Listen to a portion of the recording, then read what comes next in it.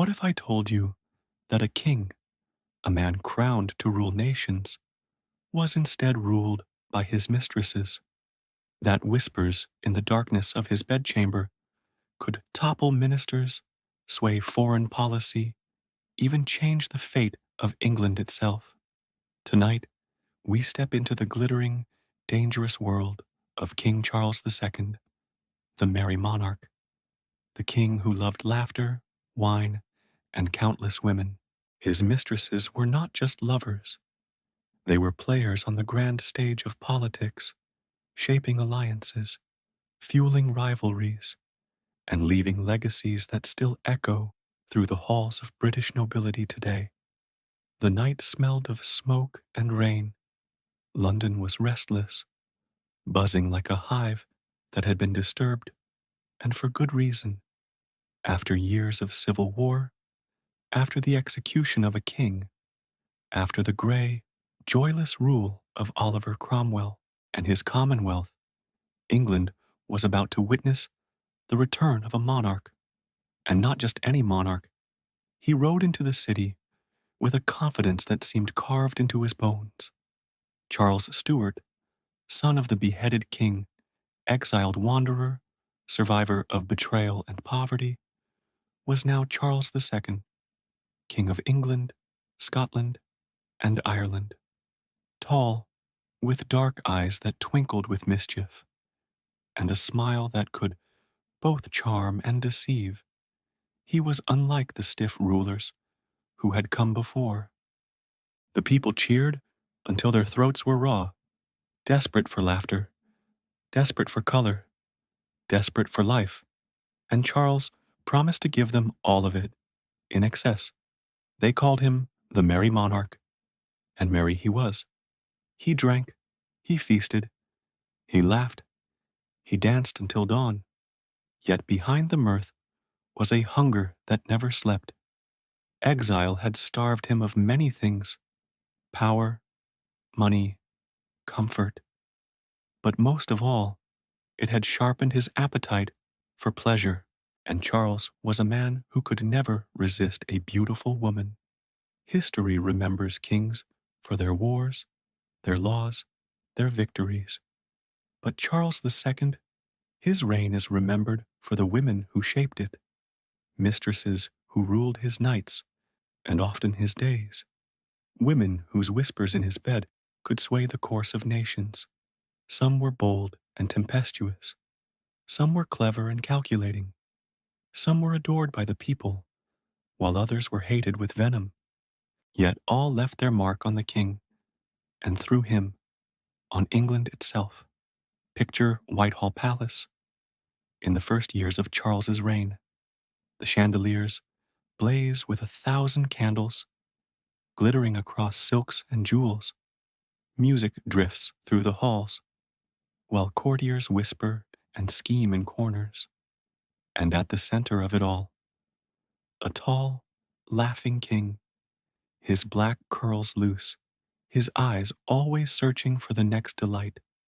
Behind the curtain of revelry, another stage is being set, not for ministers or generals, but for women whose beauty and ambition would shape history. The first among them was Barbara Palmer.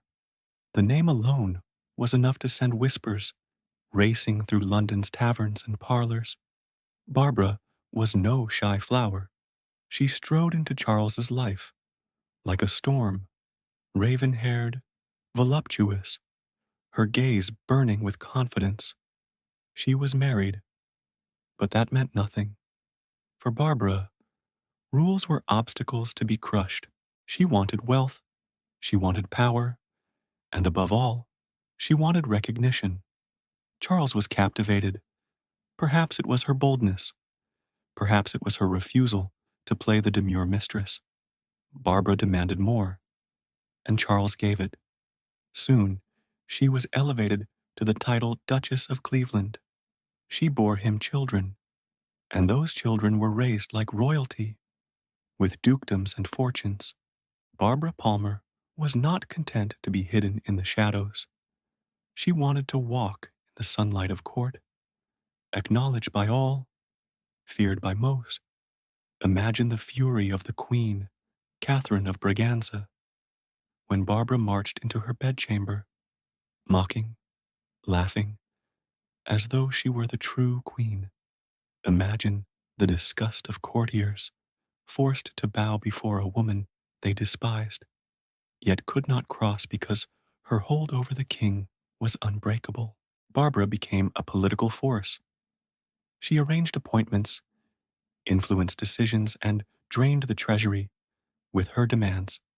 And still, Charles defended her, smiling, shrugging, as if nothing in the world mattered but his pleasure.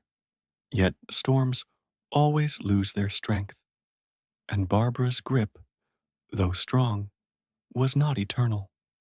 Into the king's gaze stepped a woman utterly different, a woman who seemed to rise from the very heart of the people. Her name was Eleanor Gwyn, though the world knew her simply as Nell. She was not born to nobility. She grew up in poverty, in the streets of London, selling oranges in the theaters, her laughter bright as a flame. But Nell had something rare, wit sharper than steel, charm that could melt stone. She acted on stage, dancing, jesting, winning hearts with her bawdy humor. And one evening, her path crossed the king's. Where Barbara demanded, Nell teased. Where Barbara schemed, Nell laughed. She gave Charles something no courtier could: simple joy. He adored her, not for her rank or her influence, but because she made him feel alive. She did not crave titles. She did not hunger for palaces. All she asked was that her children by him be provided for, and he granted it willingly. The people loved her.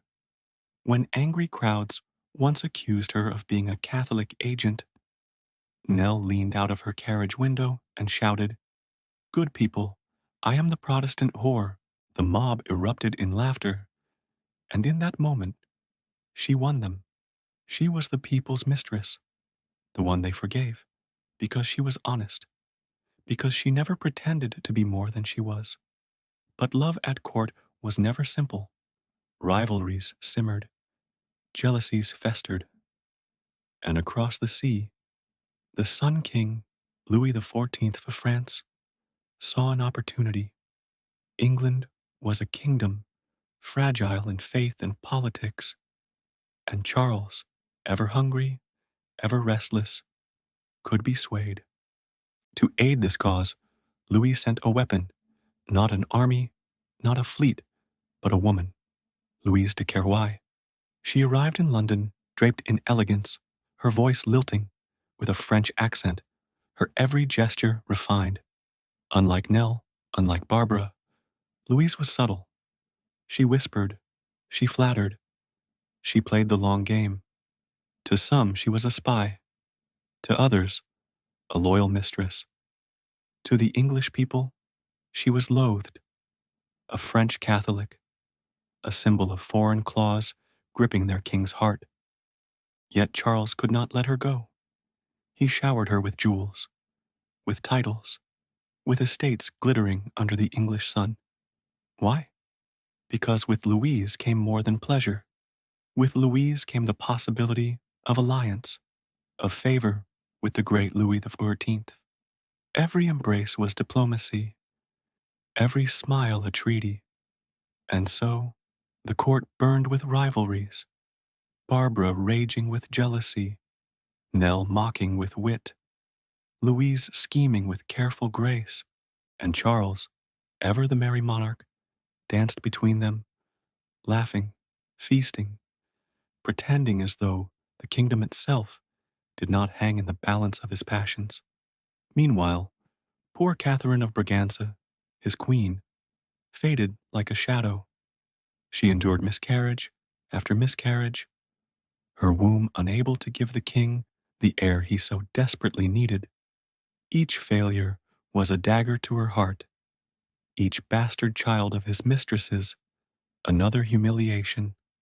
She walked the corridors of Whitehall as though haunting them, a queen in name, but not in life, while mistresses reigned in her place.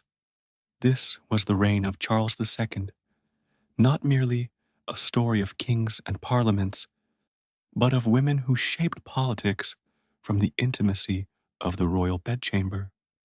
Women who, by laughter, by beauty, by scheming, steered the ship of England while courtiers fumed and ministers despaired.